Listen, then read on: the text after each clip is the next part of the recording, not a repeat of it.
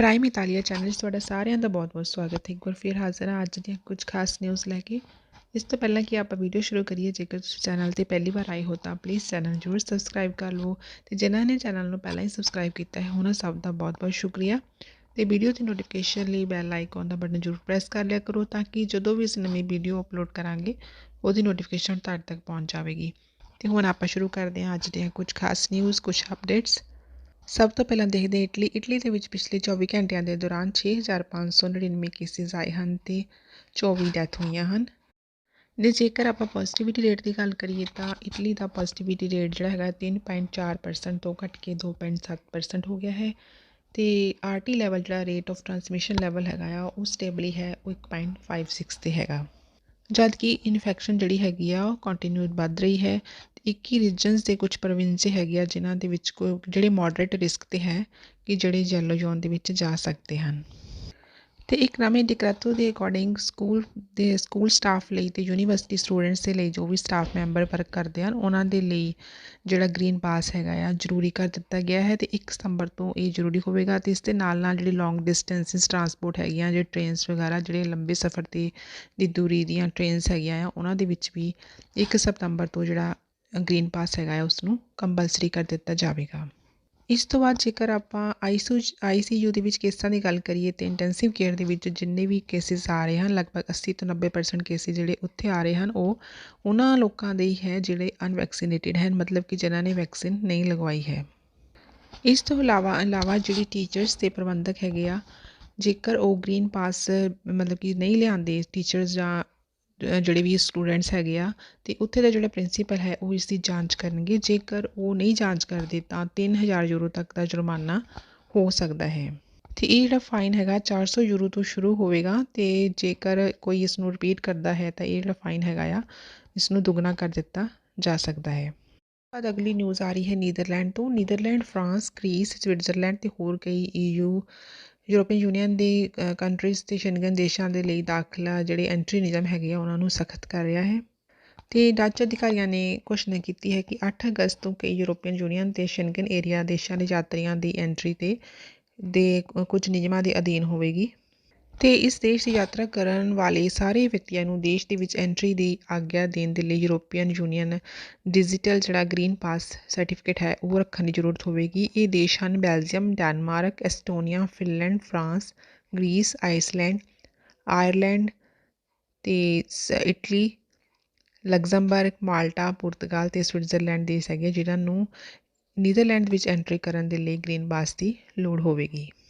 ਅਤੇ ਸਰਕਾਰ ਨੇ ਇਹ ਵੀ ਬਿਆਨ ਕੀਤਾ ਹੈ ਕਿ ਜੇਕਰ ਤੁਸੀਂ ਯੂਰੋਪੀਅਨ ਯੂਨੀਅਨ ਸ਼ੈਂਗਨ ਏਰੀਆ ਦੇ ਵਿੱਚੋਂ ਉੱਚ ਜੋਖਮ ਵਾਲੇ ਕੰਟਰੀਜ਼ ਜਾਂ ਏਰੀਆ ਤੋਂ ਦੀ ਯਾਤਰਾ ਕਰ ਰਹੇ ਹੋਵੋ ਅਤੇ ਤੁਹਾਨੂੰ ਵੈਕਸੀਨ ਦਾ ਸਬੂਤ ਜਾਂ ਰਿਕਵਰੀ ਦਾ ਸਬੂਤ ਚਾਹੀਦਾ ਹੈ ਜਾਂ ਤੁਹਾਡਾ ਇਨੈਕਟਿਵ ਟੈਸਟ ਦਾ ਜਿਹੜਾ ਸਬੂਤ ਹੋਣਾ ਜ਼ਰੂਰ ਦਿਖਾਉਣ ਦੀ ਜ਼ਰੂਰਤ ਹੋਵੇਗੀ ਅਤੇ ਜ਼ਰੂਰੀ ਹੋਵੇਗਾ ਤੁਹਾਨੂੰ ਰੱਖਣਾ ਇਹ ਨਾਲ। ਅਤੇ ਇਸ ਤੋਂ ਇਲਾਵਾ ਜਿਹੜੇ ਵਿਅਕਤੀ ਪਲੇਨ ਦੇ ਵਿੱਚ ਟਰੈਵਲ ਕਰਦੇ ਹਨ ਉਹਨਾਂ ਨੂੰ ਇੱਕ ਹੈਲਥ ਡਿਕਲੇਰੇਸ਼ਨ ਫਾਰਮ ਫਿਲ ਕਰਨਾ ਪਵੇਗਾ ਅਤੇ ਆਪਣੇ ਨਾਲ ਰੱਖਣਾ ਪਵੇਗਾ ਜਿਹੜਿਆਂ ਵਿਅਕਤੀਆਂ ਕੋਲ ਵੈਕਸੀਨੇਸ਼ਨ ਜਾਂ ਰਿਕਵਰੀ ਦਾ ਕੋਈ ਸਬੂਤ ਨਹੀਂ ਹੈ। ਅਤੇ ਉਹਨਾਂ ਨੂੰ ਉੱਥੇ ਪਹੁੰਚਣ ਤੋਂ 2 ਦਿਨ ਦੇ ਬਾਅਦ ਅਤੇ 5ਵੇਂ ਦਿਨ ਜਿਹੜਾ ਆਪਣਾ ਕੋਵਿਡ ਦਾ ਟੈਸਟ ਕਰਵਾਉਣਾ ਪਵੇਗਾ। ਅਤੇ ਇਸ ਤੋਂ ਇਲਾਵਾ ਨੀਦਰਲੈਂਡ ਨੂੰ ਜਿਹੜਾ ਜਰਮਨ ਹੈ ਉਸਨੇ ਆਪਣੀ ਜਿਹੜੀ ਹਾਈ ਰਿਸਕ ਏਰੀਆ ਤੋਂ ਬਾਹਰ ਕੱਢ ਦਿੱਤਾ ਹੈ। ਇਸ ਲਈ ਐਤਵਾਰ ਤੋਂ ਬਾਅਦ ਜਿਹੜਾ ਵੀ ਉੱਥੇ ਜਰਮਨੀ ਵਿੱਚ ਜਾਵੇਗਾ ਨੀਦਰਲੈਂਡ ਤੋਂ ਉਸ ਨੂੰ ਕੁਆਰੰਟਾਈਨ ਹੋਣ ਦੀ ਹੁਣ ਜ਼ਰੂਰਤ ਨਹੀਂ ਪਵੇਗੀ।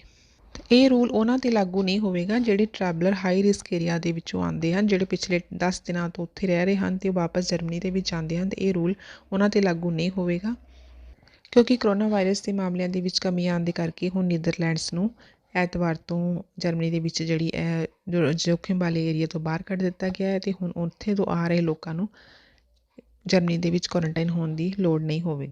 ਇਸ ਤੋਂ ਬਾਅਦ ਅਗਲੀ ਨਿਊਜ਼ ਆ ਰਹੀ ਹੈ ਗਲਾਸਗੋ ਤੋਂ। ਸਕਾਟਲੈਂਡ ਦੇ ਵਿੱਚ ਕਰੋਨਾ ਵਾਇਰਸ ਦੀ ਸੁਰੱਖਿਆ ਦੇ ਮੱਦੇਨਜ਼ਰ ਇੰਟਰਨੈਸ਼ਨਲ ਫਲਾਈਟਸ 'ਤੇ ਪਾਬੰਦੀ ਲੱਗੀ ਹੋਈ ਸੀ ਅਤੇ ਹੁਣ ਇਸ ਪਾਬੰਦੀ ਨੂੰ ਖੋਲ੍ਹਿਆ ਜਾ ਰਿਹਾ ਹੈ। ਅਤੇ ਰੈੱਡ ਲਿਸਟ ਦੀ ਸੂਚੀ ਵਾਲੇ ਦੇਸ਼ਾਂ ਨੂੰ ਘਟ ਰਹੇ ਕਰੋਨਾ ਮਾਮਲਿਆਂ ਦੇ ਕਰਕੇ ਇਸ ਸੂਚੀ ਤੋਂ ਬਾਹਰ ਕੱਢਿਆ ਜਾ ਰਿਹਾ ਹੈ। ਅਤੇ ਇਸ ਸਿਲਸਿਲੇ ਦੇ ਤਹਿਤ ਅਮੀਰਾਤ ਏਅਰਲਾਈਨ ਵੱਲੋਂ ਬੁੱਧਵਾਰ 11 ਅਗਸਤ ਤੋਂ ਗਲਾਸਗੋ ਨੂੰ ਦੁਬਈ ਨਾਲ ਜੋੜਨ ਵਾਲੀਆਂ ਉਡਾਣਾਂ ਦੁਬਾਰਾ ਸ਼ੁਰੂ ਕੀਤੀਆਂ ਜਾਣਗੀਆਂ। ਤੇ ਸੰਯੁਕਤ ਅਰਬ ਅਮੀਰਾਤ ਨੂੰ ਸਕੌਟਿਸ਼ ਸਰਕਾਰ ਦੀ ਯਾਤਰਾ ਸੰਬੰਧੀ ਰੈੱਡ ਲਿਸਟ ਵਿੱਚੋਂ ਹਟਾਉਣ ਤੋਂ ਬਾਅਦ ਇਹ ਏਅਰਲਾਈਨ ਸ਼ੁਰੂ ਵਿੱਚ ਦੋਹਾਂ ਸ਼ਹਿਰਾਂ ਵਿਚਕਾਰ ਮਤਲਬ ਕਿ ਜਿਹੜੀਆਂ 4 ਫਲਾਈਟਸ ਇੱਕ ਹਫ਼ਤੇ ਵਿੱਚ ਚਲਾਇਆ ਕਰੇਗੀ। ਤੇ ਦੱਸਿਆ ਜਾ ਰਿਹਾ ਹੈ ਕਿ ਅਮੀਰਾਤ ਏਅਰਵੇਜ਼ ਦੀ ਜਿਹੜੀ ਫਲਾਈਟ ਹੈਗੀ ਆ ਉਹ ਦੁਬਈ ਤੋਂ ਮੰਗਲਵਾਰ, ਬੁੱਧਵਾਰ, ਸ਼ੁੱਕਰਵਾਰ ਤੇ ਐਤਵਾਰ ਸਵੇਰੇ 7:30 ਵਜੇ ਰਵਾਨਾ ਹੋਵੇਗੀ ਤੇ ਗਲਾਸਗੋ ਦੇ ਵਿੱਚ ਇਹ ਪੌਣੇ 1 ਪਹੁੰਚੇਗੀ।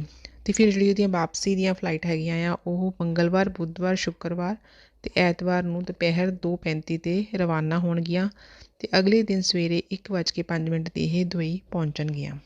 ਤੇ ਸੰਯੁਕਤ ਅਰਬ ਅਮੀਰਾਤ ਐਤਵਾਰ ਸਵੇਰੇ 4 ਵਜੇ ਤੋਂ ਸਕਾਟਲੈਂਡ ਦੀ ਰੈੱਡ ਲਿਸਟ ਤੋਂ ਅੰਬਰ ਲਿਸਟ ਵਿੱਚ ਚਲਾ ਜਾਵੇਗਾ। ਇਸ ਲਈ ਆਉਣ ਵਾਲੇ ਵੈਕਸੀਨ ਪ੍ਰਾਪਤ ਯਾਤਰੀਆਂ ਨੂੰ ਹੁਣ ਹੋਟਲ ਕੁਆਰੰਟਾਈਨ ਦੀ ਲੋੜ ਵੀ ਨਹੀਂ ਪਵੇਗੀ। ਅਗਲੀ ਨਿਊਜ਼ ਯੂਕੇ ਤੋਂ ਆ ਰਹੀ ਹੈ। ਯੂਕੇ ਦੇ ਵਿੱਚ ਵੈਕਸੀਨ ਪ੍ਰਾਪਤ ਕਰਨ ਵਾਲੇ ਵਿਦਿਆਰਥੀਆਂ ਨੂੰ ਨਕਦ ਇਨਾਮ ਦੀ ਪੇਸ਼ਕਸ਼ ਕੀਤੀ ਜਾ ਰਹੀ ਹੈ, ਕਿਉਂਕਿ ਯੂਕੇ ਦੇ ਵਿੱਚ ਕਰੋਨਾ ਵੈਕਸੀਨ ਲਗਵਾਉਣ ਲਈ ਨੌਜਵਾਨਾਂ ਨੂੰ ਉਤਸ਼ਾਹਿਤ ਕਰਨ ਦੇ ਲਈ ਜਿਹੜੀਆਂ ਉੱਥੇ ਦੀਆਂ ਸਟੱਡੀ ਸੰਸਥਾਵਾਂ ਹੈਗੀਆਂ, ਪੜ੍ਹਾਈ ਵਿੱਦਿਅਕ ਸੰਸਥਾਵਾਂ ਹੈ, ਉਹ ਅੱਗੇ ਆ ਰਹੀਆਂ ਹਨ।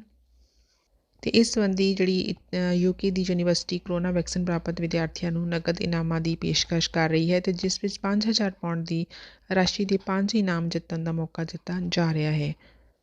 ਇਹ ਇਸ ਲਈ ਕੀਤਾ ਜਾ ਰਿਹਾ ਹੈ ਤਾਂ ਕਿ ਨੌਜਵਾਨਾਂ ਦੇ ਵਿੱਚ ਵੈਕਸੀਨੇਸ਼ਨ ਦੀ ਜਿਹੜੀ ਸਪੀਡ ਹੈ ਉਸ ਨੂੰ ਵਧਾਇਆ ਜਾ ਸਕੇ।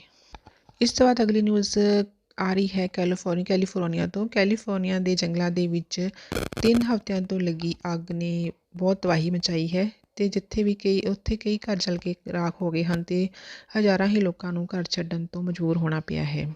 ਤੇ ਇਸ ਅੱਗ ਦੇ ਨਾਲ ਕਈ ਗੈਸ ਸਟੇਸ਼ਨ, ਗਿਰਜਾਘਰ, ਹੋਟਲ, ਲਾਇਬ੍ਰੇਰੀਜ਼, ਬਾਰ ਸਹਿਤ ਹੋਰ ਵੀ ਸ਼ਹਿਰ ਦੇ ਕਈ ਪ੍ਰਮੁੱਖ ਸਥਾਨ ਹੈਗੇ ਜਿਹੜੀ ਇਸ ਅੱਗ ਦੀ ਚਪੇਟ ਦੇ ਵਿੱਚ ਆ ਗਏ ਹਨ। ਇੱਥੇ ਦੀ ਲੱਕੜੀ ਦੀ ਕੁਝ ਇਮਾਰਤਾਂ 100 ਸਾਲ ਤੋਂ ਜ਼ਿਆਦਾ ਪੁਰਾਣੀਆਂ ਸੀ ਤੇ 100 ਤੋਂ ਵੀ ਜ਼ਿਆਦਾ ਉੱਥੇ ਘਰ ਜਿਹੜੇ ਹੈਗੇ ਉਹ ਨਸ਼ਟ ਹੋ ਗਏ ਹਨ। ਇਸ ਤੋਂ ਬਾਅਦ ਅਗਲੀ ਨਿਊਜ਼ ਇੰਡੀਆ ਤੋਂ ਆ ਰਹੀ ਹੈ। ਕਰੋਨਾ ਵੈਕਸੀਨ ਦੇ ਖਿਲਾਫ ਲੜਾਈ ਦੇ ਵਿੱਚ ਭਾਰਤ ਨੂੰ ਇੱਕ ਹੋਰ ਹਥਿਆਰ ਮਿਲ ਗਿਆ ਹੈ। ਅੱਜ Johnson and Johnson the single dose corona vaccine the emergency use ਲਈ ਇਸ ਨੂੰ ਮਨਜ਼ੂਰੀ ਮਿਲ ਗਈ ਹੈ ਤੇ ਹੁਣ ਤੱਕ ਇੰਡੀਆ ਵਿੱਚ 5 ਵੈਕਸੀਨ ਨੂੰ ਐਮਰਜੈਂਸੀ ਇਸਤੇਮਾਲ ਦੀ ਮਨਜ਼ੂਰੀ ਮਿਲ ਚੁੱਕੀ ਹੈ। ਇਸ ਤੋਂ ਬਾਅਦ ਅਗਲੀ ਨਿਊਜ਼ ਆ ਰਹੀ ਹੈ ਕਿ ਬ੍ਰਿਟੇਨ ਦੇ ਵਿੱਚ ਐਸਟਰਾਜੈਨੇਕਾ ਦੀ ਕਰੋਨਾ ਵਾਇਰਸ ਵੈਕਸੀਨ ਲਗਾਉਣ ਵਾਲੇ ਲੋਕਾਂ ਨੂੰ ਹੁਣ ਬੂਸਟਰ ਸ਼ਾਟ ਦੀ ਜ਼ਰੂਰਤ ਨਹੀਂ ਪਵੇਗੀ। ਕੰਪਨੀ ਦੇ ਹੈੱਡ ਆਫ ਡਰੱਗਸ ਦਾ ਦਾਅਵਾ ਹੈ ਕਿ ਇਹ ਵੈਕਸੀਨ ਕੋਵਿਡ-19 ਇਨਫੈਕਸ਼ਨ ਦੇ ਖਿਲਾਫ ਲੰਬੇ ਸਮੇਂ ਤੱਕ ਸੁਰੱਖਿਆ ਪ੍ਰਦਾਨ ਕਰਦੀ ਹੈ। ਕੰਪਨੀ ਨੇ ਇਹ ਵੀ ਕਿਹਾ ਹੈ ਕਿ ਕੁਝ ਹੀ ਟਾਈਮ ਤੱਕ ਇਸ ਗੱਲ ਦਾ ਜਿਹੜਾ ਪੱਕਾ ਸਬੂਤ ਵੀ ਮਿਲ ਜਾਵੇਗਾ, ਡਾਟਾ ਜਦੋਂ ਇਹਦਾ ਪੱਕਾ ਆ ਜਾਵੇਗਾ ਕਿ ਇਸ ਵੈਕਸੀਨ ਦੇ ਨਾਲ ਮਜ਼ਬੂਤ ਟੀ ਸੈੱਲ ਜਿਹੜੀ ਇਮਿਊਨਿਟੀ ਪੈਦਾ ਹੁੰਦੀ ਹੈ ਤੇ ਟੀ ਸੈੱਲ ਇਮਿਊਨਿਟੀ ਸਿਸਟਮ ਵਿੱਚ ਅਜਿਹੇ ਵਾਈਟ ਬਲੱਡ ਸੈੱਲ ਹੁੰਦੇ ਹਨ ਜੋ ਕਿ ਲੰਬੇ ਸਮੇਂ ਤੱਕ ਇਮਿਊਨਿਟੀ ਨੂੰ ਬਣਾਏ ਰੱਖਦੇ ਹਨ। ਫਿਲਹਾਲ ਵੈਕਸੀਨ ਦੇ ਬੂਸਟਰ ਸ਼ਾਟ ਦੀ ਇੱਥੇ ਕੋਈ ਜ਼ਰੂਰਤ ਨਹੀਂ ਦੱਸੀ ਜਿਨ੍ਹਾਂ ਨੇ ਐਸਟਰਾਜੈਨੇਕਾ ਵੈਕਸੀਨ ਲਗਵਾਈ ਹੈ, ਕਿਉਂਕਿ ਇਸ ਦਾ ਜਿਹੜਾ ਅਸਰ ਕੁਝ ਹੀ ਟਾਈਮ ਤੱਕ ਰਹਿੰਦਾ ਹੈ। ਹਾਲਾਂਕਿ ਐਸਟਰਾਜੈਨੇਕਾ ਦੀ ਵੈਕਸੀਨ ਦਾ ਡਾਟਾ ਸਾਬਿਤ ਹੋਣ ਦੇ ਨਾਲ ਬੂਸਟਰ ਸ਼ਾਟ ਦੀ ਜ਼ਰੂਰਤ ਵੀ ਖਤਮ ਹੋ ਸਕਦੀ ਹੈ। ਤੇ ਇਹ ਵੀ ਦੱਸਿਆ ਜਾ ਰਿਹਾ ਹੈ ਕਿ ਇੱਕ ਸਟੱਡੀ ਦੇ ਵਿੱਚ ਦੱਸਿਆ ਹੈ ਕਿ ਇਸ ਕੰਪਨੀ ਦੀ ਵੈਕਸੀਨ ਫਾਈਜ਼ਰ ਤੇ ਮੋਡਰਨਾ ਦੇ ਮੁਕਾਬਲੇ ਜ਼ਿਆਦਾ ਸੁਰੱਖਿਆ ਪ੍ਰਦਾਨ ਕਰਦੀ ਹੈ ਤੇ ਉੱਥੇ ਫਾਈਜ਼ਰ ਨੇ ਵੀ ਮੰਨਿਆ ਹੈ ਕਿ ਉਹਨਾਂ ਦੀ ਵੈਕਸੀਨ ਦਾ ਅਸਰ 6 ਮਹੀਨੇ ਤੋਂ ਬਾਅਦ ਡ੍ਰੌਪ ਹੋਣ ਲੱਗਦਾ ਹੈ। ਇਸ ਲਈ ਜਿਹੜੀਆਂ ਨੇ ਫਾਈਜ਼ਰ ਵੈਕਸੀਨ ਲਗਵਾਈ ਹੈ ਜਾਂ ਮੋਡਰਨਾ, ਉਹਨਾਂ ਨੂੰ ਬੂਸਟਰ ਦੀ ਜ਼ਰੂਰਤ ਹੁੰਦੀ ਹੈ। ਇਹ ਸੀ ਅੱਜ ਦੀਆਂ ਕੁਝ ਖਾਸ ਖਬਰਾਂ। ਇਸ ਦੇ ਨਾਲ ਹੀ ਆਪਾਂ ਵੀਡੀਓ ਖਤਮ ਕਰਦੇ ਹਾਂ। ਜੇ ਵੀਡੀਓ ਚੰਗੀ ਲੱਗੀ ਤਾਂ ਲਾਈਕ ਕਰਿਓ। ਵੀਡੀਓ ਦੇਖਣ ਲਈ ਤੁਹਾਡਾ ਸਭ ਦਾ ਬਹੁਤ ਬਹੁਤ ਸ਼ੁਕਰੀਆ।